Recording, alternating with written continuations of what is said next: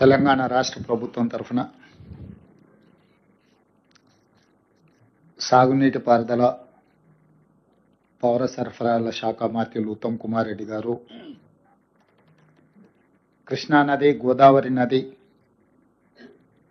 జలాల విషయంలో ఈ రెండు నదుల ఉపనదుల మీద నిర్మాణం జరుగుతున్న ప్రాజెక్టుల విషయంలో ఉమ్మడి రాష్ట్రంలో ఆ తర్వాత ప్రత్యేక తెలంగాణ రాష్ట్రంలో తెలంగాణ రాష్ట్ర సమితి అధికారంలో ఉన్న 9.5 సంవత్సరాల కాలంలో వాళ్ళు తీసుకున్న నిర్ణయాలు, ఆ నిర్ణయాల వల్ల తెలంగాణ ప్రజలకు అందిస్తున్న దుష్ఫలితాల మీద, అదేవిధంగా 2023 డిసెంబర్ 7 నాడు బాధ్యతలు చేపట్టిన ప్రజాప్రభుత్వం వారు చేసిన తప్పిదాలను సరిదిద్దడానికి చేస్తున్న ప్రయత్నాలను వివిధ సంస్థల దగ్గర, కేంద్ర ప్రభుత్వ రంగ సంస్థల దగ్గర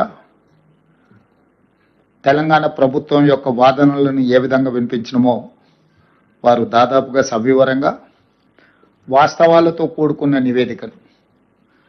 ఎందుకంటే రాజకీయపరమైన ఊకదంపుడు ఉపన్యాసాలు చెప్పడం ఒక విషయము, లెక్కలతో సహా వాస్తవ పరిస్థితులను ప్రతి సంవత్సరం ఏ విధంగా ప్రభుత్వాలు నిర్ణయాలు తీసుకున్నాయి, ఆ నిర్ణయాల వల్ల తెలంగాణ రాష్ట్రానికి జరిగిన లాభాలు నష్టాలు, ఈరోజు జరుగుతున్న ప్రచారాల మీద వారు పూర్తి స్థాయిలో ఒక నివేదికను, వాస్తవాల ప్రాతిపదికన ఉత్తమ్ కుమార్ రెడ్డి గారు ఒక నివేదికను అందించి మనందరికీ కూడా ఈ సమాచారాన్ని అందించడం ద్వారా ప్రజా జీవితంలో ఉన్న మనము ప్రజలకు వివరించాల్సిన బాధ్యతను వారు మనకు ఒకసారి గుర్తు చేసినందుకు వారికి మనస్ఫూర్తిగా నేను అభినందనలు తెలియజేస్తున్నా.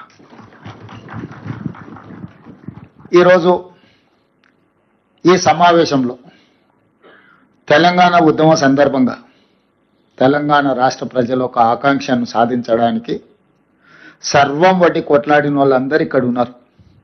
అది కోదండరామ్ గారు కావచ్చు, కేశవరావు గారు కావచ్చు, శ్రీహరి గారు కావచ్చు, లేకపోతే ఈ వేదిక మీద ఉన్న చాలామంది పెద్దలు ఇక్కడ ఉన్న పెద్దలు సుఖేందర్ రెడ్డి గారు కావచ్చు, పోచారం శ్రీనివాస్ రెడ్డి గారు కావచ్చు, వీళ్ళందరూ కూడా ఉమ్మడి రాష్ట్రంలో వివిధ రాజకీయ నేపథ్యాలలో ఉన్న రాజకీయ నేపథ్యాన్ని వారు ప్రాతినిధ్యం వహిస్తున్న పార్టీల కంటే కూడా ప్రజల యొక్క అవసరాలను, ప్రజల యొక్క ఆకాంక్షను, అదేవిధంగా శ్రీనివాస్ రెడ్డి గారు సీనియర్ పాత్రికేయులుగా వారు మమ్మల్ని ఎప్పుడు ఏ చర్చలకు పోయినా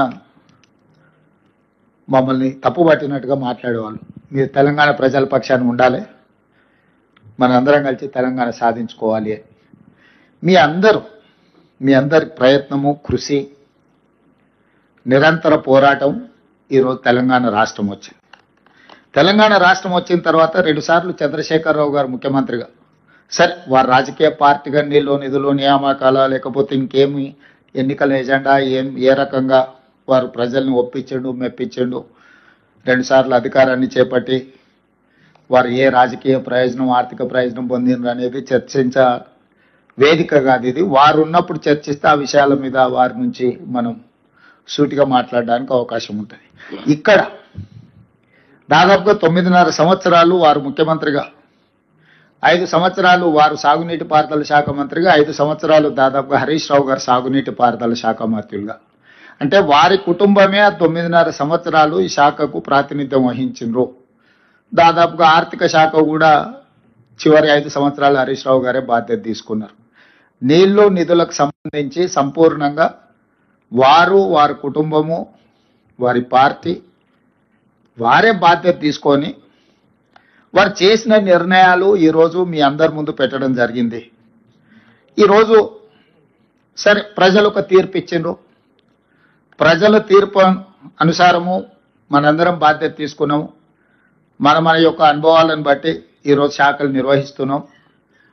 తెలంగాణ ప్రజల తరఫున, ప్రభుత్వం తరఫున వివిధ సందర్భాలలో మేము చేయాల్సిన ప్రయత్నం అంతా చేస్తున్నాం. ఆ వివరాలు కూడా ఉత్తమ్ కుమార్ రెడ్డి గారు మీ అందరికీ వివరించారు. కానీ అధికారం కోల్పోయి, ఆ తర్వాత డిపాజిట్లు కోల్పోయి, ఆ తర్వాత ఎన్నికల్లో పోటీ చేయడానికి అభ్యర్థులు దొరకకపోవడం వల్ల ఈరోజు ఒక విచిత్రమైన వాదనను తీసుకొని వాళ్ళు ముందుకు వస్తున్నారు. మొత్తం సర్వం నాశనం అయిపోయింది ఈ సంవత్సరంలోనే, అసలు ఇంత నాశనం అనేది ఇంకెప్పుడూ జరగలేదు, మేం మళ్ళీ వస్తేనే ఇదంతా సరిదిద్దుతాము, దీనికి మొత్తం కారణం కాంగ్రెస్ పార్టీ ఇప్పుడున్న ప్రభుత్వం అని చెప్పి ఒక వితండవాదం తీసుకొస్తున్నారు. సరే, ఇవన్నీ చూసి నేను ఒక అంశాన్ని ప్రస్తావించిన. ప్రజలు, ప్రజాస్వామ్యము, భారత రాజ్యాంగం, డాక్టర్ బాబాసాహెబ్ గారు అందించిన చట్టసభలే మనకు దేవాలయాలు, అక్కడే మనం చర్చించుకుందాము, వాస్తవాలను ప్రజలకు వివరిద్దాము. ఒకరోజు కృష్ణానది జలాల మీద, ఇంకొక రోజు గోదావరి నది జలాల మీద పూర్తి స్థాయిలో చర్చ చేద్దాము. ఒకవేళ కాదు కూడదు అనుకుంటే ఇంకా 1-2 రోజులు పొడిగించుకొని అయినా దీనికి సంబంధించిన వాస్తవాలను చర్చించుకుందాం. ప్రధాన ప్రతిపక్ష నాయకుడుగా వారిని ఏ తారీఖు వారు వస్తారో, ఏ తారీఖు వారు చర్చిస్తారో ఒక లేఖ రాయమని స్పీకర్ గారికి. తక్షణమే ప్రభుత్వం స్పందించి శాసనసభ సమావేశాలను ఏర్పాటు చేసుకుందామని నేను వారికి సూచన చేయడం జరిగింది. సవాల్ విసరలే. ఎందుకంటే నాకు ఈ చట్టసభల పట్ల, ప్రజాస్వామ్యం పట్ల నమ్మకం, విశ్వాసం ఉన్నది. అందుకే వీధుల్లో కాకుండా, క్లబ్బుల్లో కాకుండా, పబ్బుల్లో కాకుండా, ప్రజల ముందు చులకన కాకుండా చట్టసభలలో మనం చర్చ చేసుకుందాము. రండి, మీ అనుభవంతో మీ చేసిన ప్రయత్నాలన్నీ వివరించండి, భవిష్యత్ ప్రణాళికలను కూడా మనము చర్చించుకుందాము. మీ అనుభవంతో ఏమైనా సూచన చేస్తే మా ప్రభుత్వం తీసుకోవడానికి సిద్ధంగా ఉందని నేను వారికి సూచన చేయడం జరిగింది. ఇక సడన్గా ఆయన బయలుదేరిండు. ఆయన ఏం మాట్లాడుతున్నాడో నేను చెప్పే కంటే మీ అందరు కూడా చూస్తున్నారు. నేను పేరు ప్రస్తావిస్తే నా స్థాయి తగ్గుతుంది కాబట్టి పేరు ప్రస్తావించడానికి కూడా నేను ఇష్టపడడం లేదు. ఎందుకంటే బాధ్యత వచ్చిన తర్వాత బాధ్యతాయుతంగా వ్యవహరించాలని చెప్పి ఈరోజు నేను భావిస్తున్నా. నాకు తెలిసి ఈ భాషలకు ఏ విధంగా సమాధానం చెప్పాలో మీ అందరికి కూడా తెలుసు నా గురించి. కాకపోతే ఏంటంటే ఇంకా ఆ దిశగా వెళ్ళొద్దు అని నేను అనుకుంటున్నా. అయితే ఈరోజు ప్రధానంగా 2 విషయాల మీద నాకున్న అవగాహనను మీతో పంచుకోదలుచుకున్నాను. మొట్టమొదట తెలంగాణకు సంబంధించిన కృష్ణానది జలాల మీద చర్చించుకుందాం. చాలా వివరాలు, నీటి కేటాయింపుల విషయం నుంచి ఉమ్మడి రాష్ట్రం, ఆ తర్వాత తెలంగాణ రాష్ట్రంలో నీటి కేటాయింపులు, వినియోగం మీద పెద్దలు ఉత్తమ్ కుమార్ రెడ్డి గారు పూర్తిగా వివరణ మనకు వివరించడం జరిగింది, సమాచారం ఇవ్వడం జరిగింది. వారు కొన్ని అంశాలను ఏవైతే ఇంకా ముందుకు మనం తీసుకెళ్లాలనో ఆ అంశాలను మీ అందరితో నేను పంచుకోదలుచుకున్నాను. ఈరోజు కృష్ణానది జలాల మీద ఆంధ్రప్రదేశ్కి 512, తెలంగాణకు 299 టీఎంసీల నీటి కేటాయింపుల కోసం చంద్రశేఖరరావు గారు 2015లో కావచ్చు, 2020లో కావచ్చు, ఆ తర్వాత కృష్ణా బచావ్ ట్రిబ్యునల్ ఇచ్చినప్పటి వరకు శాశ్వతంగా బ్లాంకెట్గా మంజూరు చేసి వచ్చేసిండు. అది అయిపోయిన తర్వాత వారు బేసిన్లు లేవు, బేసిజాలు లేవు, మీరు గోదావరిలో 3000 టీఎంసీలు సముద్రంలో పోతున్నాయి, మీరు తీసుకెళ్ళండి. కృష్ణా బేసినే కాదు, గోదావరి బేసిన్ నుంచి కృష్ణా బేసిన్, కృష్ణా బేసిన్ నుంచి పెన్నా బేసిన్ వరకు, గ్రేటర్ రాయలసీమ అంటే ప్రకాశం, నెల్లూరు వరకు కూడా మీరు నీళ్లు తీసుకెళ్ళండి. ఎవరేమనుకున్నా, ఎవరికి కడుపు నొప్పి అయినా పర్వాలేదు, రాయలసీమ నేను రతనాల సీమ చేస్తానని వారు స్వయంగా ప్రకటించి, వారే జగన్మోహన్ రెడ్డి గారిని ఇక్కడికి పిలిచి ఆశీర్వదించి వారికి సూచనలు, సలహాలు ఇచ్చి, జీవోలు ఇచ్చి, టెండర్లు చేసి అన్ని రకాలుగా వారికి సహకరించింది. సార్, వారిద్దరి అనుబంధం ఎలాంటిది అయినా అది తెలంగాణకు తీరని నష్టం. వారిద్దరి మధ్యలో ఆప్యాయత ఉండడాన్ని, అనుబంధం పెంచుకుంటే మాకేం అభ్యంతరం లేదు. కానీ శాశ్వతంగా తెలంగాణ ప్రజలకు కృష్ణానది పరివాహక ప్రాంతంలో ఉండే రైతాంగానికి మరణ శాసనం రాసే అధికారం చంద్రశేఖరరావు గారికి ఎవరు ఇవ్వలేదు. ప్రజల యొక్క హక్కులను కాపాడడానికి మాత్రమే ప్రజలు అధికారం ఇచ్చారు. ఆ అధికారాన్ని వినియోగించి తెలంగాణ రైతాంగం, తెలంగాణ ప్రజలకు శాశ్వత మరణ శాసనం రాసే అధికారం చంద్రశేఖరరావు గారికి ఎవరు ఇవ్వలేదు. వాస్తవంగా చంద్రశేఖరరావు గారు ఇంకొక విధంగా వాదించినుంటే ఈరోజు హైదరాబాద్ నగరానికి తాగునీళ్లు తెచ్చుకుంటున్నాం కృష్ణానది నుంచి. హైదరాబాద్ నగరంలో ఇతర రాష్ట్రాలతో పాటు ఆంధ్రప్రదేశ్ ప్రజలు కూడా దాదాపు 20% ఉన్నారు. అసలు ఉమ్మడి కోటా నుంచి హైదరాబాద్ నగరానికి తాగునీటి జలాలను సపరేట్ చేసిన తర్వాత మిగిలినవి పరివాహక ప్రాంతం మీద మనం పంపకాలు చేపడదాము అన్నుంటే అది చర్చ ఇంకొకలాగా ఉండేది. ఆ విధంగా వారు ఎప్పుడు చర్చించలే.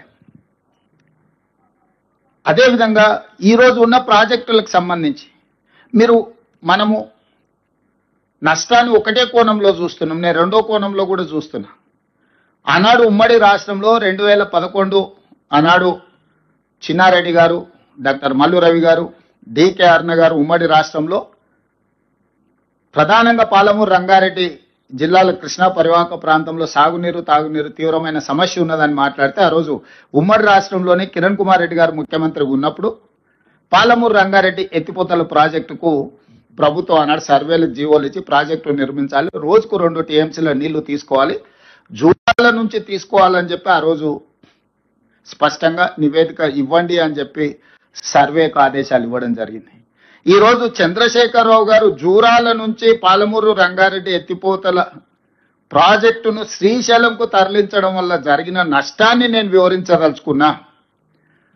ఈ రోజు అది తుంగభద్ర కావచ్చు, లేకపోతే కృష్ణానది కావచ్చు, భీమా కావచ్చు, నదులు ఉపనదుల నుంచి ఏ వచ్చినా మహబూబ్ నగర్ జిల్లాలో గద్వాల్ అలంపూర్ ప్రాంతంలో మొట్టమొదటి తెలంగాణ రాష్ట్రంలోకి నీళ్లు వస్తాయి. ఆ నీళ్లు తెలంగాణ రాష్ట్రంలోకి వచ్చిన ఎంబడే ఒడిసి పట్టుకొని తెలంగాణకు తెచ్చుకుని ఉంటే ఈరోజు ఆంధ్రప్రదేశ్ ప్రభుత్వం శ్రీశైలం బ్యాక్ వాటర్స్ నుంచి పోతిరెడ్డిపాడు కావచ్చు, హంద్రిని కావచ్చు, ముచ్చమరి కావచ్చు, మల్యాల కావచ్చు, కేసీ కెనాల్కు కావచ్చు, ఏమైనా వెలుగొండ కావచ్చు, ఏ ప్రాజెక్టులకైనా నీళ్లు మనం వదిలితేనే వాళ్ళకి దొరుకుతుండే.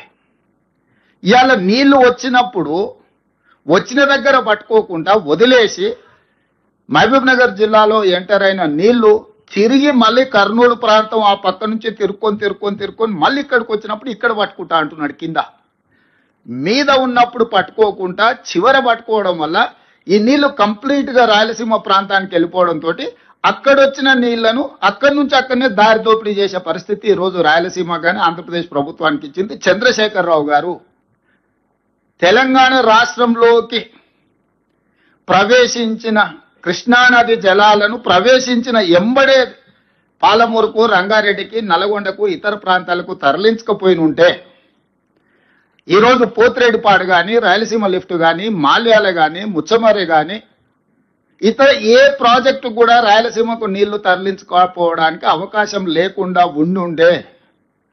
కానీ జూరాల దగ్గర కడతారా, నువ్వు చదువుకున్నావని చిన్నారెడ్డి గారిని శాసనసభలో చంద్రశేఖరరావు గారు అవహేళన చేసి అవమానించే విధంగా మాట్లాడింది శాసనసభలో, నాకు బాగా గుర్తుంది. ఆ రోజు చిన్నారెడ్డి గారు, మీరు శ్రీశైలం బ్యాక్ వాటర్స్ నుంచి పాలమూరు రంగారెడ్డి ఎత్తిపోతల లిఫ్టులు పెట్టకండి, ఖర్చుతో కూడుకున్నది, మీరు జూరాల నుంచి ఇటు నుంచి ఇట్టే తరలించుకుంటే మనకు ప్రయోజనం అని ఆ రోజు చిన్నారెడ్డి గారు అంటే, చిన్నారెడ్డి గారిని చాలా వారు సౌమ్యులు కాబట్టి స్వయం వెనక్కి తిరగానులే అంత అవమానకరంగా మాట్లాడు. వారు ఆ రోజు చేసిన సూచన ప్రకారం ఈరోజు జూరాల నుంచే మనం నీళ్లు తెలంగాణకు తెచ్చుకొని ఉంటే ఈరోజు ఇన్ని నీళ్లు కొల్లగొట్టడానికి ఆంధ్రప్రదేశ్ ప్రభుత్వానికి అవకాశమే లేకుండే. నెంబర్ 1, చంద్రశేఖరరావు గారు అహంకారపూరితమైన అవినీతితో కూడుకున్న ఆలోచనలతో చేసిన నిర్ణయాలు ఈరోజు కృష్ణానది పరివాహక ప్రాంత రైతాంగానికి, ప్రజలకు ఒక మరణ శాసనం రాసింది. ఇది నెంబర్ 1. నెంబర్ 2, ఈరోజు ఆంధ్రప్రదేశ్కి 512 టీఎంసీల నీళ్లు వాడుకోవడానికి కృష్ణా డెల్టాలో ఎక్కువ ఆయకట్టు ఉంది. కిందికి వెళ్ళాలి, కృష్ణా గుంటూరు ఆ పక్కకి వెళ్ళాలి ఆ నీళ్లు వాడుకోవాలంటే. అప్పుడు ఆ నీళ్ళు ఏంది, శ్రీశైలం దాటాలి, నాగార్జున సాగర్ దాటాలి, పులిచింతల దాటాలి, ఆ తర్వాతనే కింది కృష్ణా డెల్టాకు వెళ్ళాలి.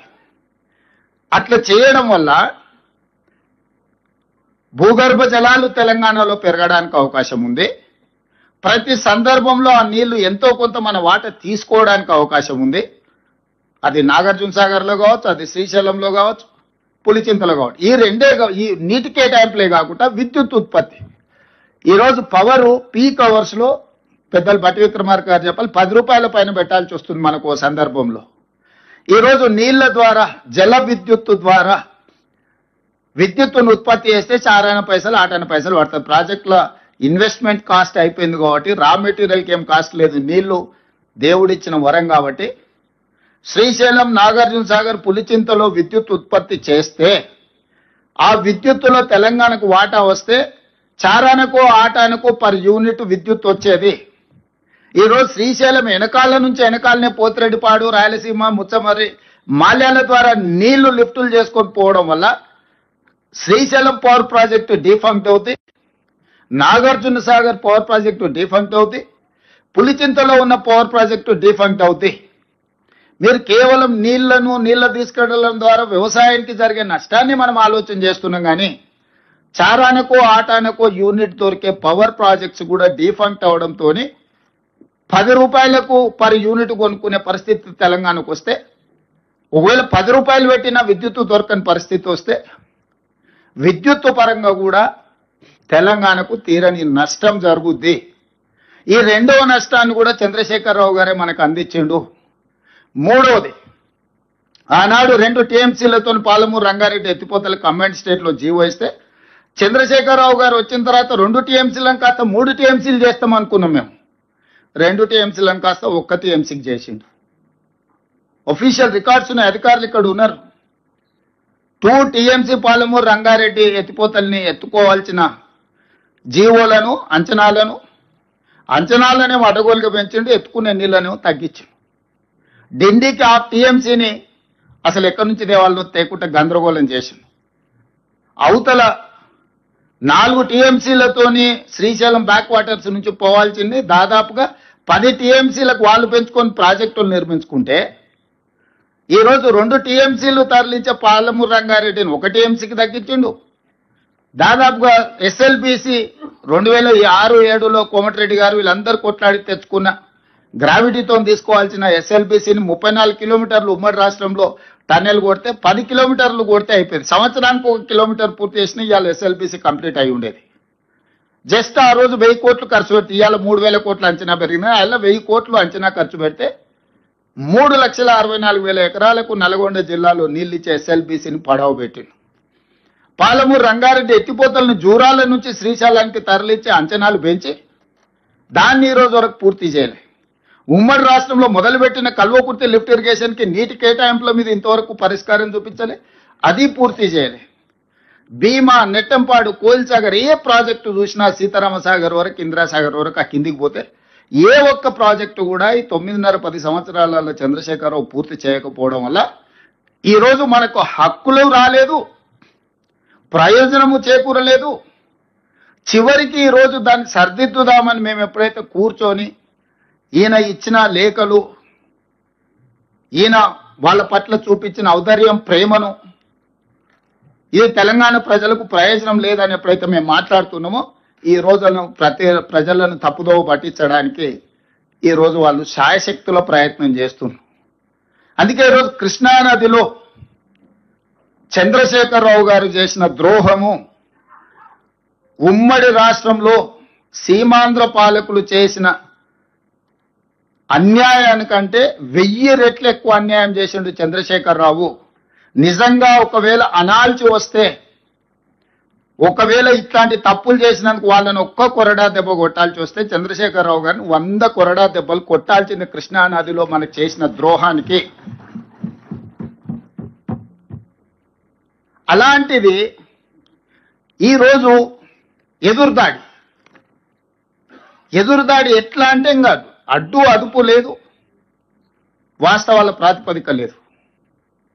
కాబట్టి ఈరోజు కృష్ణానదిలో నీళ్ల కోసము సంబంధిత సంస్థల దగ్గర, కేంద్ర ప్రభుత్వం దగ్గర, అప్ టు సుప్రీం కోర్టు రెగ్యులర్గా మానిటరింగ్ చేయడం కాదు, రెగ్యులర్గా ఉత్తమ్ కుమార్ రెడ్డి గారు పాపం ఆయన్నే పోయి కూర్చొని గంటల కొద్దీ అక్కడ జరిగే ప్రొసీడింగ్స్ని, ట్రాన్స్మిషన్ లాస్ ఉండొద్దు, రేపు అధికారులు వినొచ్చి చెప్పినప్పుడు కొంత చెప్తారు కొంత చెప్పారని మేమిద్దరం చర్చించుకొని ఎప్పుడు ఏ కేసు ఉన్నా వారే స్వయంగా వెళ్ళి అక్కడ కోర్టులో కూర్చొని అక్కడ అధికారులతో అందరిని తీసుకెళ్ళి అక్కడ అడ్వకేట్లతో కూర్చొని పూర్తిగా డిస్కషన్స్లో ఇన్వాల్వ్ అయ్యి తెలియని కూడా తెలుసుకొని అవగాహన కల్పించుకొని పూర్తి స్థాయిలో కృష్ణానదిలో మనకు కావాల్సిన హక్కుల కోసం, తెచ్చుకోవాల్సిన నీటి కేటాయింపుల కోసం మేము పూర్తి పెద్ద ఎత్తున ప్రయత్నం చేస్తుంటే ఈరోజు బురద జల్లుతుండ్రు. వారి నిర్ణయం వల్ల నీళ్లు ప్రాజెక్టులు ఆలస్యం అవడం, తద్వారా నీళ్లు వినియోగించుకోకపోవడం, ఈరోజు శ్రీశైలం బ్యాక్ వాటర్స్ లో వాళ్ళు తరలించుకోపోవడానికి అవకాశం ఇవ్వడం వల్ల కంప్లీట్ గా పవర్ ప్రాజెక్ట్స్ కూడా డిఫంక్ట్ అయిపోతున్నాయి. ఈరోజు వేల కోట్ల రూపాయలు ఖర్చు పెట్టినా కూడా ప్రాజెక్టులు కట్టలేం. అప్పట్లో పెద్దలు కట్టారు కాబట్టి శ్రీశైలం, నాగార్జున సాగర్, పులిచింతలు పవర్ ప్రాజెక్ట్స్ ఈరోజు డెట్ ఫ్రీ అయిపోయినాయి. ఇవాళ పవర్ ప్రాజెక్టులు అన్ని కూడా డిఫంక్ట్ అవుతున్నాయి. అంతర్జాతీయ జల విధానము ఒక బేసిన్ లో అవసరాలు తీరిన తర్వాత ఇంకొక బేసిన్ కి నీటిని తరలించాలి. ఏ రకంగా చంద్రశేఖరరావు గారు బేసిన్లు లేవు, బేసిజాలు లేవు అని చెప్తాడు? ఎవరిచ్చిండ్రు ఆయనకి అధికారం? ఏ హోదాలో ఆయన బేసిన్లు లేవు, బేసిజాలు లేవు, మీరు గోదావరి జలాలను కృష్ణ దాటించి పెన్నాకు తీసుకెళ్ళండి, మీకెందుకు నేను చూసుకుంటా అని వాళ్ళ తరఫున ఒకళ్ళతో పుచ్చుకుంటాడు? వాళ్ళ పట్ల వాళ్ళ పక్షాన పాలెగాడి కింద మారిండా? ఇది అడుగుదామంటే ఆయన రాడు. వాస్తవాలు వివరిద్దామని అంటే ఆయన చర్చ కుదరదు అంటాడు. పిల్లలు వచ్చో అన్ని చిల్లర మాటలు మాట్లాడతారు. ఇటు తిప్పుతాటు అటు తిప్పుతాడు. అట్లాంటి మాటలకు చాలా మంది ఉన్నారు సమాధానం చెప్పడానికి. కాకపోతే ప్రభుత్వం నడుపుతున్నాం కాబట్టి ఒక విధానం. రెండవది ఇంకా గోదావరి. ఇవాళ గోదావరి నది మీద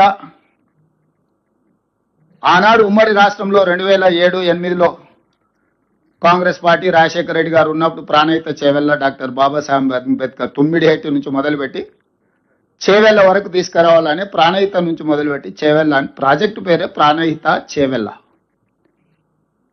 వెంకటస్వామి గారి సూచన మేరకు డాక్టర్ బాబాసాహెబ్ అంబేద్కర్ గారి పేరును ఆ రోజు జోడించడం జరిగింది నాకున్న సమాచారం. మరి ఈరోజు ఆ ప్రాజెక్టును తుమ్మిడిహెట్టి నుంచి ప్రాంతాన్ని మార్చిండు. మేడిగడ్డ, అన్నారం, సుందిల అంచనాలు మార్చిండు, పేరు మార్చిండు కాళేశ్వరం. సరే, స్వార్థం కోసం ఏదైనా చేసిండని ఒక క్షణం ఏదైనా అనుకున్నా, ఎందుకు రంగారెడ్డి జిల్లాలో, నల్గొండ జిల్లాలో ఆయకట్టును తొలగించిండు? బేసిన్లు లేవు, బేసిజాలు లేవని చెప్పిన చంద్రశేఖరరావు గారు 23, 24, 25, 26 ప్యాకేజీలు దాదాపుగా నల్గొండ మన రంగారెడ్డి జిల్లాలో 23 దాటిన తర్వాత 24, 25, 26 ప్యాకేజీలు చేవెళ్ళ, తాండూరు, పరిగి, వికారాబాద్ దాదాపుగా 2.5 లక్షల ఎకరాలకు ఆ రోజు ప్రాజెక్టులో ఇంక్లూడ్ అయి రంగారెడ్డి జిల్లాకు నీళ్ళు ఇవ్వాలని. అదేవిధంగా నల్గొండ జిల్లాకి ఇచ్చిన నల్గొండ కానీ ఇతర అసెంబ్లీలు అవి కలిసి దాదాపుగా 4 లక్షల ఎకరాల ఆయకట్టును తొలగించండు. రంగారెడ్డి జిల్లాను మొత్తం తీసేసిండు.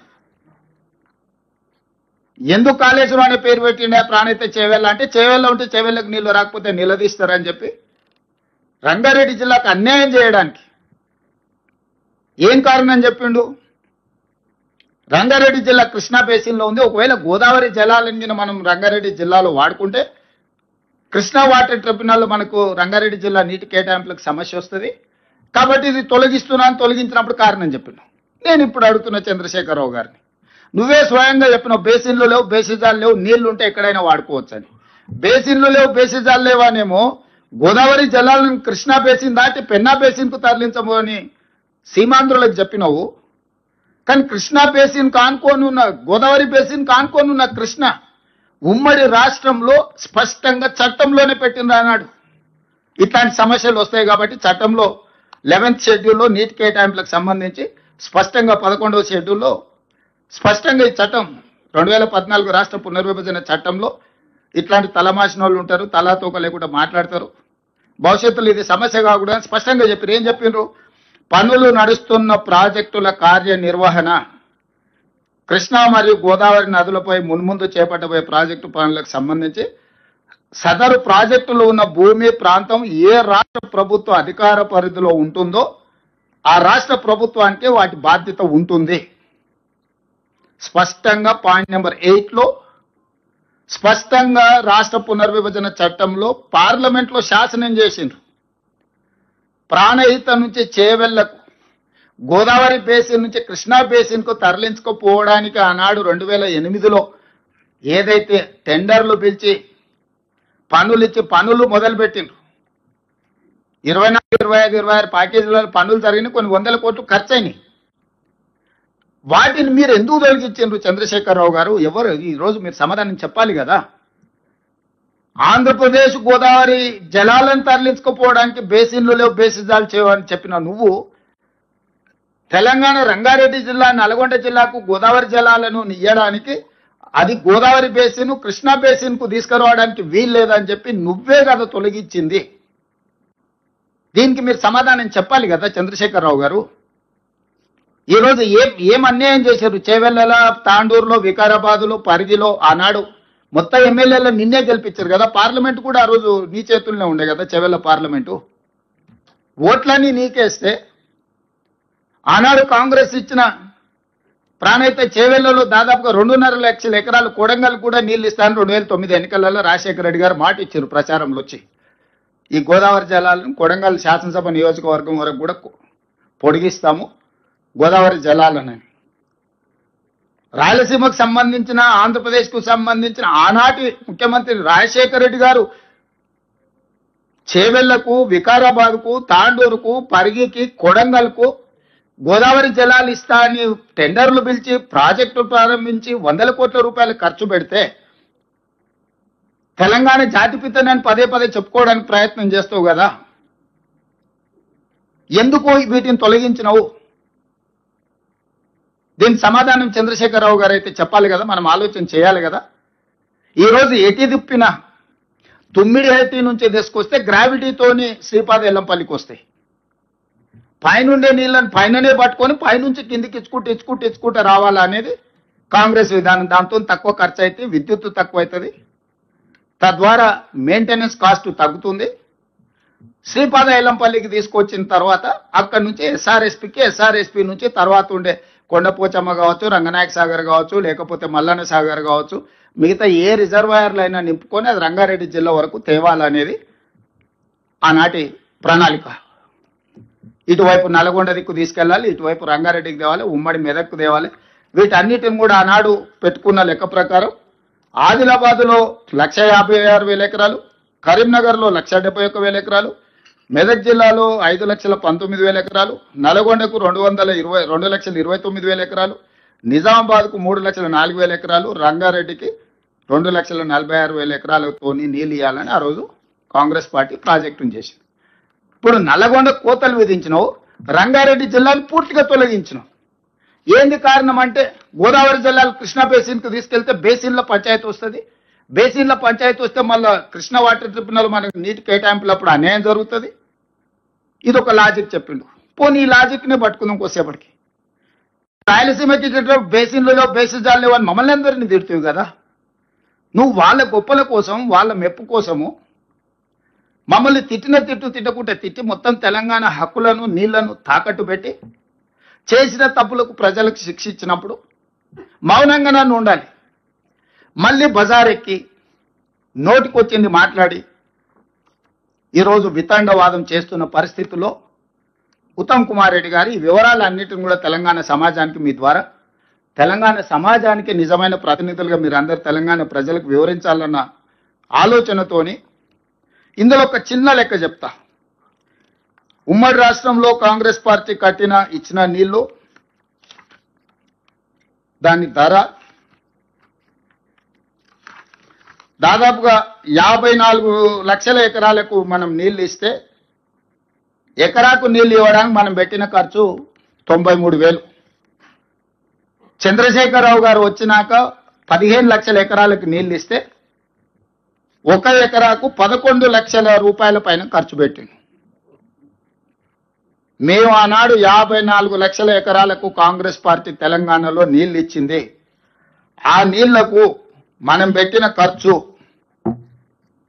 ఎకరాకు 93,000. బీసీ రేషియో అన్నారు కదా, కాస్ట్ బెనిఫిట్ రేషియో అని ఉత్తమ్ కుమార్ రెడ్డి గారు చెప్పారు కదా.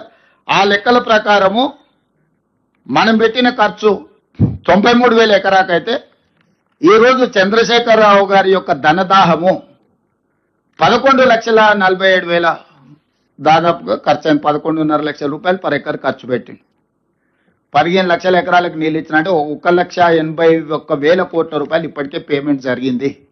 2 లక్షల కోట్ల రూపాయలు చంద్రశేఖరరావు కాంట్రాక్ట్లకు ఖర్చు పెడితే 1000 కోట్లతో పూర్తి ఎస్ఎల్పిసి పూర్తి కాలే, 400-500 కోట్లతో పూర్తి బీమా కానీ, నెట్టంపాడు కానీ, కోల్చాగర్ కానీ ఏ ప్రాజెక్టు పూర్తి కాలేదు. ఉమ్మడి రాష్ట్రంలో పెండింగ్ ఉన్న ప్రాజెక్టులు తెలంగాణ రాష్ట్రం వచ్చిన తర్వాత ఒక్క ప్రాజెక్ట్ అయినా పూర్తి చేసినా చంద్రశేఖరరావు గారిని చర్చకు రమ్మని నేను అడుగుతున్నా. ఒకవేళ నువ్వు ఉమ్మడి రాష్ట్రంలో అన్యాయం జరిగిందని ఏదైతే చెప్పినావు, ప్రత్యేక రాష్ట్రంలో నువ్వు ఏదైనా ఒక్క ప్రాజెక్ట్ అని 100% ఇదైంది, ఇది నేషనలైజ్ చేసినా, దీన్ని డెడికేట్ చేసినా, మేమన్న పోతే, నేను ఉత్తమ్ కుమార్ రెడ్డి గారు పోతే, సిఆర్ పాటిల్ గారు తీసి 11 ఏఐబిపి ప్రాజెక్టులు తెలంగాణలో ఉన్నాయి. అంటే ఏఐబిపి అంటే కేంద్ర ప్రభుత్వం 90% నిధులు ఇస్తారు, 10% మనం ఖర్చు పెడితే సరిపోద్ది. 11 ప్రాజెక్టులు ఇన్కంప్లీట్ ప్రాజెక్టులు ఉన్నాయి మీ తెలంగాణ రాష్ట్రంలో.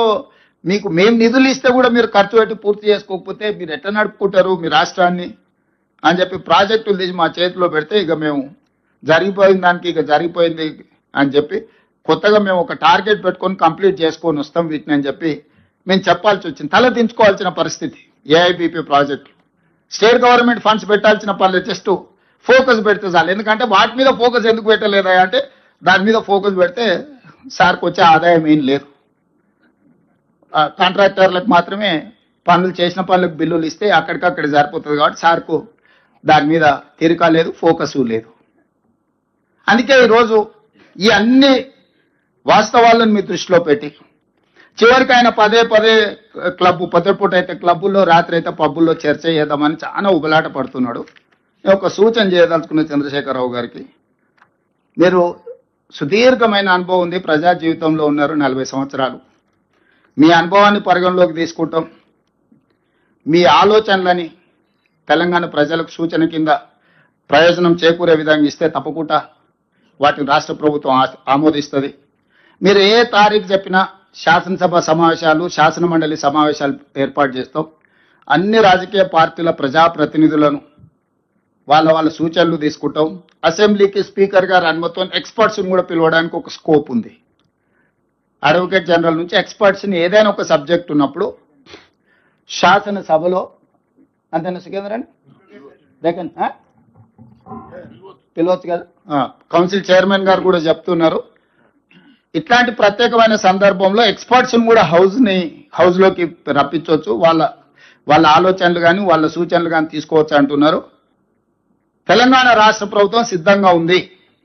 రాజకీయ పార్టీలుగా, ప్రజాప్రతినిధులుగా మనకు భిన్నాభిప్రాయాలు ఉన్న ఎక్స్పర్ట్స్ ఒపీనియన్ కూడా శాసనసభలో ప్రజలకు వినిపిద్దాం. ఇదొక మార్గం.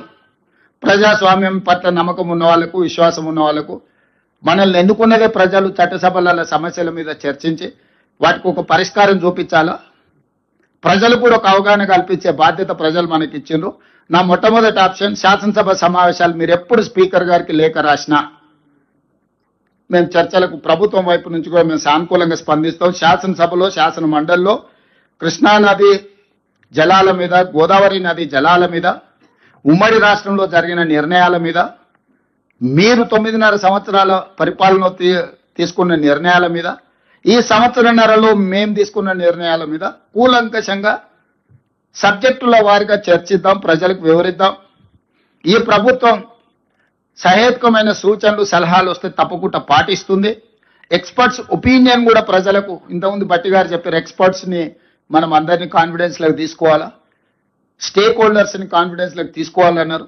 స్టేక్ హోల్డర్స్ని, ఎక్స్పర్ట్స్ని, న్యాయశాఖలో కోవిధులను, సాగునీటి రంగంలో కోవిధులను, మిగతా ప్రజలలో ఉండే వాళ్ళను కూడా అందరినీ పిలిచి అవసరమైన మేరకు ఒక చర్చను, ఒక మంచి వాతావరణంలో చర్చించి తెలంగాణ మిగతా రాష్ట్రాలకు, దేశానికి ఆదర్శంగా ఉండే విధంగా చట్టసభల్ని నిర్వహిద్దాం. సభానాయకుడిగా నేను మాటిస్తున్నా, మా వాళ్ళందరి తరఫున ఏ చిన్న గందరగోళం లేకుండా, ఎవరి గౌరవానికి భంగం కలగకుండా సభను నిర్వహించే బాధ్యత నాది. ఎవరిని కూడా పల్లెత్తు మాట అనవసరంగా మాట్లాడకుండా పక్క చట్ట పరిధిలో చట్టసభల్ని నిర్వహించే బాధ్యత నాది. నేను తీసుకుంటా. సభ జరిగినంతసేపు ఒక్క క్షణం కూడా పక్కకు కూర్చొని సభలో ప్రశాంతమైన వాతావరణంలో అర్థవంతమైన చర్చలకు మేము వేదిక ఏర్పాటు చేస్తాము. చంద్రశేఖరరావు గారు, మీరు రండి, ఎక్స్పర్ట్స్ను పిలుద్దాము, తెలంగాణ స్టేక్ హోల్డర్స్ను పిలుద్దాము, ప్రభుత్వం వైపు నుంచి మా ఆలోచన, మా పాలసీ డాక్యుమెంట్ మేము ముందర పెడతాము. మా పాలసీ డాక్యుమెంట్లో ఏమైనా లోపం ఉన్నా, లేకపోతే ఏమైనా సవరించేది ఉంటే కూడా మేము ఓపెన్ మైండ్తో ఉన్నాము.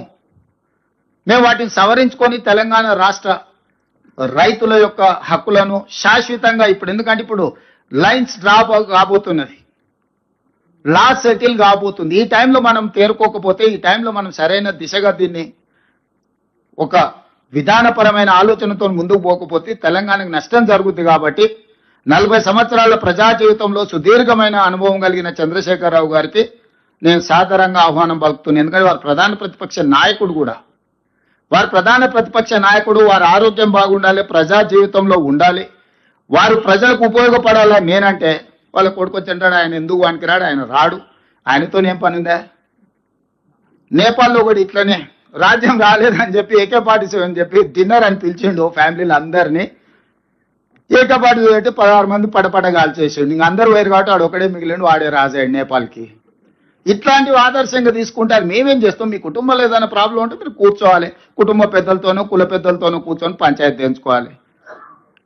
తమ్ముడి చెల్లెలకు పంచాయతీ ఉంటే, బావబామర్దులకు పంచాయతీ ఉంటే ఎవరినో ఒకరిని కుల పెద్దనో కుటుంబ పెద్దనో పిలుచుకొని పంచాయతీలు తెంచుకోవాలి. కానీ ఈ వీధి భాగత్వాలనే ఓ దిక్కు బావ, ఓ దిక్కు బామర్ది, ఇంకో దిక్కు చెల్లె, ఈయన గల్లీలంట ఆమె ఢిల్లీలంట. ఏంటి ఇది? తెలంగాణ సమాజం గమనిస్తలేదా? ఈ వీధి భాగవతాలు మంచివి కావు. 10 సంవత్సరాల అధికారాన్ని చెలాయించిండ్రు. 10 సంవత్సరాల తర్వాత ప్రజలు ఒక తీర్పు ఇచ్చిండ్రు, స్పష్టమైన తీర్పు. ఆ తీర్పును గౌరవించండి. ఇక ఇదొక మార్గం. రెండవది, సరే మీ లైన్లకే కొంచెం వస్తా, ఎప్పుడో ఎక్కడికైనా వస్తా, ఎక్కడికైనా రామాట, ఎక్కడికి వద్దు స్వామి, ఎర్రవల్లి ఫామ్ హౌస్కు నేనే మా మంత్రుల బృందాన్ని పంపిస్తా, ఏం ప్రాబ్లం లేదు. తారీఖు చెప్పు, మొత్తం ఈ సెటప్ అంతా తీసుకొని వస్తారు మా వాళ్ళు. ఎర్రవల్లి ఫామ్ హౌస్లోనే చర్చ పెడతాము. చంద్రశేఖరరావు గారి ఆరోగ్యం అంత గొప్పగా లేదు, రావడానికి ప్రయాణం చేయడానికి ఏమైనా ఆరోగ్యం సహకరించకపోతే మీరు కుర్చీ వేసుకొని అక్కడ కుర్చీలో కూర్చోండి చంద్రశేఖరరావు గారు. మొత్తం మాక్ అసెంబ్లీ అని తెలంగాణ ఉద్యమంలో కోదండరామ్ గారు నిర్వహించేవాళ్ళు. శ్రీనివాస్ రెడ్డి గారు కూడా అప్పుడు అందులో ప్రశ్నలు అడిగి మమ్మల్ని అందరినీ మాక్ అసెంబ్లీ నిర్వహిద్దాం ఎర్రవల్లి ఫామ్ హౌస్లోనే, మా మంత్రుల బృందాన్ని నేను పంపిస్తా, అన్ని వివరాలు చర్చించుకుందాం. కాదు కూడదు అని ఒకవేళ అంటే చంద్రశేఖరరావు గారు పిలిస్తే నేను కూడా వస్తా. నాకేం బేసిజాలు లేవు. నాకంటే సీనియర్ ఆయన పబ్లిక్ లైఫ్లో, ప్రజా జీవితంలో, అనుభవంలో చంద్రశేఖరరావు గారు. వారి ఆరోగ్యం సహకరిస్తలేదు, లేదు ముఖ్యమంత్రి గారు కూడా రావాల్సిందే. చర్చలు ముఖ్యమంత్రి లేకపోతే సమర్థవంతమైన అర్థవంతమైన చర్చలు జరగవు. ముఖ్యమంత్రి కూడా ఈ చర్చలు పాల్గొనాలి అని చంద్రశేఖరరావు గారు కోరుకుంటే ఎర్రవల్లి ఫామ్ హౌస్లో జరగబోయే ప్రజాప్రతినిధుల సమావేశానికి నేను కూడా వస్తాను. తారీఖు నిర్ణయించండి. క్లబ్బులు పబ్బులు అంటేనే మాకు కొంచెం ఇబ్బంది, మేము వాటికి దూరం మొదటి నుంచి. ఇప్పుడు కాదు, చదువుకునేటప్పటి నుంచి కూడా క్లబ్బులకు పబ్బులకు దూరము. ఈ తెలంగాణ వచ్చినప్పటి నుంచి వాటి మీద ఎన్నో బైక్ ఛాలెంజ్లు చేసినాం. గంజాయికి డ్రగ్స్కు వ్యతిరేకంగా ఎన్నో నిర్ణయాలు తీసుకున్నాం. ఈగలని ఈ డ్రగ్స్ను నియంత్రించడానికి, గంజాయిని నియంత్రించడానికి, గంజాయి బ్యాచ్లను అణచివేయడానికి ఒక ఒక ఒక స్ట్రాంగ్ ఆర్గనైజేషన్ ఎస్టాబ్లిష్ చేసినాము. ఈ డ్రగ్స్ గంజాయిని అమ్మే వాళ్ళని కానీ, వినియోగించే వాళ్ళని కానీ, రవాణా చేసేటోళ్లను తెలంగాణ సరిహద్దు దాటి లోపలికి రాకుండా ఉక్కు పాదంతో అణచివేస్తున్నాం. కాబట్టి క్లబ్బులు పబ్బుల కల్చర్కి నేను వ్యక్తిగతంగా వ్యతిరేకము. దయచేసి నన్ను క్లబ్బులకు పబ్బులకు పిలవద్దు. అయితే అసెంబ్లీకి పోదాం, లేకపోతే శాసన మండలికి పోదాం. కాదు కూడా పెద్ద ఆయన ఆరోగ్యం బాగాలేదంటే ఎర్రవల్లి ఫామ్ హౌస్ కూడా నేను వస్తా. ఇది నా సూచన. ఎవరు పెరిగిన నేపథ్యం వాళ్ళని అట్లా మాట్లాడిస్తుంటే నేను అది కూడా కాదన్నాను. నేను ఊర్లో వ్యవసాయ కుటుంబంలో పెరిగి పొద్దున్నే అన్నం తిని బయలుదేరే అలవాటు. ఈరోజు కూడా పొద్దుగాల 8కి బయలుదేరిన అన్నం తిని బయలుదేరుతాను నేను, మళ్ళీ రాత్రి ఇంటికి వచ్చే వరకు అన్నా. శ్రీహరి గారు అట్లా కుదరదు, అదేంది మాకు అంటారు. కానీ కొన్నిసార్లు మనం కొన్ని వెసులుబాట్లు కల్పించాల్సి వస్తుంది, మినహాయింపులు ఇవ్వాల్సి వస్తుంది. సో మినహాయింపులు ఇచ్చి అయినా సరే మనం చర్చ, అంటే నా ఉద్దేశం చర్చ జరగడం, ప్రజలకు వివరాలు అందించడం, వాస్తవాలను ప్రజలకు చేరవేయడమే మా యొక్క ఉద్దేశము. ఇక్కడ ఈ సమావేశాన్ని పెడితే ఒక మాజీ మంత్రి గారు ఫోన్ చేసి మా శ్రీధర్ బాబు గారికి అట్లెట్లా మీరు అక్కడ పెట్టుకుంటారు, మీరు పెట్టుకోవడానికి లేదు కదా అంటాడండి. ఇది ప్రజాభవన్. ఇక్కడ ప్రజలు వచ్చి రెగ్యులర్ గా రిప్రజెంటేషన్స్ ఇస్తారు. ప్రజా సమస్యలకు పరిష్కారం కోసమే ఇది కట్టింది. ఇది ఘడి కాదు, కొద్ది మందికి పరిమితమైన వేదిక కాదు. ప్రజలు ఎవరైనా బాజాప్తా రావచ్చు, చెప్పుకోవచ్చు, ధర్మగంట కొట్టవచ్చు. ఇక్కడ ధర్మగంట కొడితే ప్రభుత్వం పలుకుతుంది, వాటిని పరిష్కరిస్తుందని. ధర్మగంట కొట్టడానికి రాజులు ఉన్నప్పుడు, రాజ్యాలు ఉన్నప్పుడు కూడా ధర్మగంట ఉండేది. పౌరులు వచ్చి ఆ గంట కొడితే ఏంది నీ సమస్య అని వినడానికి వేదిక ఉండేది. రాజరికంలో కూడా ధర్మగంట ఉండేది. అలాంటిది మీరు ధర్నా చౌక్ బంద్ చేస్తారు, ధర్మగంట బంద్ చేస్తారు, వీటిలల్లో గద్దరన్న లాంటి వాళ్ళకు ప్రవేశం నిషేధిస్తారు. వీటన్నిటిని బార్లా తెరిచి ప్రజలందరూ మేము ఆహ్వానించి ప్రభుత్వం అధికారికంగా ఇంతమంది ప్రజాప్రతినిధులను, అధికారులను పిలిచి సమావేశాన్ని ఏర్పాటు చేసుకుంటే హరీష్ రావు గారికి అభ్యంతరం. హరీష్ రావు గారు ఫోన్ చేసి మా శ్రీధర్ బాబు గారిని బెదిరిస్తున్నాడు, అట్లెట్లా పెట్టుకుంటారు మీరు అని. ఏంది పద్ధతి? అంటే ఇప్పుడు ఏదైనా వాస్తవాలను వివరించడానికే ప్రజా వేదికలను మేము వాడుకుంటున్నాము. మేము వ్యక్తిగత ప్రయోజనాల కోసం దేన్ని వాడుకోవడం లేదు. ఇవాళ మీకు అన్ని కూడా వాస్తవాల ప్రాతిపదికన ఒక క్రొనాలజీ ప్రకారం మంత్రి గారు వివరించారు. దీన్ని ఒక నివేదిక రూపంలో, బుక్లెట్స్ రూపంలో కంప్లీట్ గా నివేదిక తయారు చేసి రాష్ట్ర ప్రభుత్వం తరఫున వివరాలు అందరికీ కూడా అందించాలి. అదేవిధంగా బట్టి విక్రమార్క గారు చెప్పినట్టు ఎక్స్పర్ట్స్ తోని, అదేవిధంగా స్టేక్ హోల్డర్స్ తోని కూడా మళ్ళొకసారి పవర్ పాయింట్ ప్రజెంటేషన్ కూడా పెట్టడానికి శాఖ మంత్రి గారు కొంత ఇనిషియేట్ చేయాలి. మూడవది ఇది అయిన తర్వాత పాత 10 ఉమ్మడి జిల్లాలకైనా పెద్దలు కోదండరాం గారు, కడియం శ్రీహరి గారు, కేశవరావు గారు లాంటి వాళ్ళు మొదటి నుంచి తెలంగాణ ఉద్యమంలో ఉండి హక్కుల కోసం కొట్లాడిన వాళ్ళు పాత ఉమ్మడి 10 జిల్లాలైనా కనీసం దీన్ని ప్రజలకు వివరించే విధంగా ఒక కార్యాచరణ తీసుకొని ప్రజలకు వివరిస్తే తెలంగాణ ప్రజలకు వాస్తవ పరిస్థితులు అవగాహనలోకి వస్తాయి. వాస్తవాలను వివరించిన వాళ్ళు అయితాము. గవినోళ్ళ శ్రీనివాస్ రాయలసీమ లిఫ్ట్ మీద వేసిన మా నారాయణపేట, మా దగ్గర నుంచి మేము శ్రవణ్ అని ఒకప్పుడు టీవీ9 రిపోర్టర్, ఇప్పుడు advocate in supreme court, personal గా తీసుకొని పర్సనల్ కెపాసిటీలో ఎన్జిటీలో కేసు వేయించి ఆనాడు స్టే తెచ్చిన తర్వాతనే రాష్ట్ర ప్రభుత్వం అందులో ఇంప్లీట్ పిటిషన్ వేసింది. సో ఇవన్నీ కూడా ప్రతి క్షణం పర్యవేక్షించుకుంటూ తెలంగాణ హక్కులను కాపాడడానికి మేము ప్రయత్నం చేస్తున్నాము. ఈరోజు ఆంధ్రప్రదేశ్ ముఖ్యమంత్రి గారికి కూడా వరద జలాలునే మేము తీసుకెళ్తామంటున్నారు. మరి అదే వరద జలాలు కాదు, నికర జలాలు, మిగులు జలాలు, వరద జలాలు ఏవైనా కావచ్చు, మా నల్గొండకు, మా రంగారెడ్డి జిల్లాకు తీసుకెళ్తే మీకు అభ్యంతరం ఏంది? నికర జలాలు గోదావరి బేసిన్లో 968, 518, 968 తెలంగాణకు, 518 ఆంధ్రప్రదేశ్కి పోతే 8 తీస్తే దాంట్లో ఆ వరద జలాలలో ఎవరికెంత వస్తుందో లెక్క కడతాం ప్రపోర్షనేట్ గా, ప్రోరేటా ప్రకారం. మోరార్లెస్ ఎంత పర్సెంటేజ్ నికర జలాలలో ఉందో వరద జలాలలో కూడా మోరార్లెస్ ప్రోరేటా ప్రకారం ఒక హక్కు ఉంటుంది. ఆ హక్కు ప్రకారం వరద జలాలలో మాకెంత ఉందో ఆ వరద జలాల మీకెంత వస్తుందో ఒక లెక్క తెలుసుకున్న తర్వాత పైన మేము కట్టుకుంటాం, కింద మీరు కట్టుకున్నప్పుడు. ఇప్పుడు పైన మేము కట్టుకోకుండా, మా నీళ్లు మేము ఒడిసిపట్టుకోకుండా, చంద్రశేఖరరావు చేసిన పాపాల వల్ల, కాళేశ్వరం కూలిపోవడం వల్ల, చేవెళ్ల ప్రాంతాన్ని మినహాయించడం వల్ల ఆ నీళ్లు మిగిలిపోయి నీ కింద వరదలాగా కనిపిస్తుంది. మేము వాడుకుంటే మీకు వరద ఉందా, బురద ఉందా, ఏముందో తేలుతుంది కదా. ఫస్ట్ మా ప్రాజెక్టులు అన్నీ చేయండి, మా కంప్లీట్ చేసుకోనియండి. ఆయన 10 ఏళ్ళు నిధులు ఖాళీ అయిపోయినాయి కానీ నీళ్లు మాత్రం మాకు రాలే. ఇప్పుడు ఆయన కట్టిన 1,00,000 కోట్లు ఖర్చు పెట్టి నికరంగా కట్టిన కాళేశ్వరం కూలిపోయింది. కూలింది కాబట్టి ఏమైనా కొన్ని నీళ్ళు నీ కింద వరదలాగా కనిపిస్తుండొచ్చు, నేను కాదంటే లేను. అవి చర్చ చేద్దాము. ఫస్ట్ నికర జలాల మీద ఒక లెక్క ఉంది, 968, 518. ఆ లెక్క మీద మనం చర్చ చేయాల్సిన అవసరం లేదు. ఆ తర్వాత ఉండే మిగులు జలాలలో మీ హక్కు ఏంది, మా హక్కు ఏంది. ఆ తర్వాత వరద జలాలు, ఆ వరద జలాల మీద మీ హక్కు ఏంది, మా హక్కు ఏంది. మేమేమేమి కట్టుకోవాలనుకుంటున్నాం, మీరేమేమి కట్టాలనుకుంటున్నారు. గోదావరి రివర్ మేనేజ్మెంట్ బోర్డు దగ్గర కూర్చుందాము, మాట్లాడుకుందాము.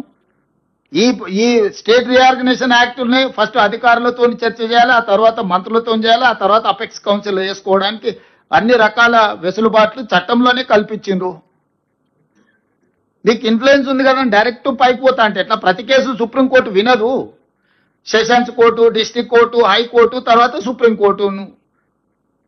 నువ్వు ఈ సిస్టమ్ అంతా తీసేసి అట్నుంచి వస్తాం మేము కిందికి, మాకు అధికారం ఉంది కాబట్టి, మోడీ మేము చెప్పింది వింటాడు కాబట్టి. న్యాయం అనేది కూడా ఒకటి ఉంటుంది.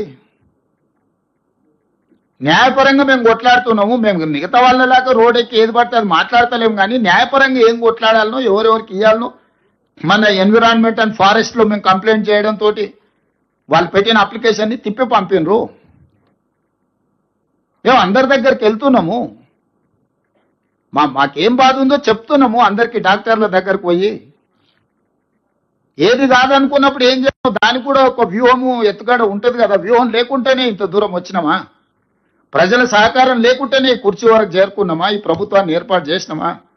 తెలంగాణ ప్రజల హక్కులను కాపాడటానికే కదా తెలంగాణ రాష్ట్రం ఇచ్చింది కాంగ్రెస్ పార్టీ.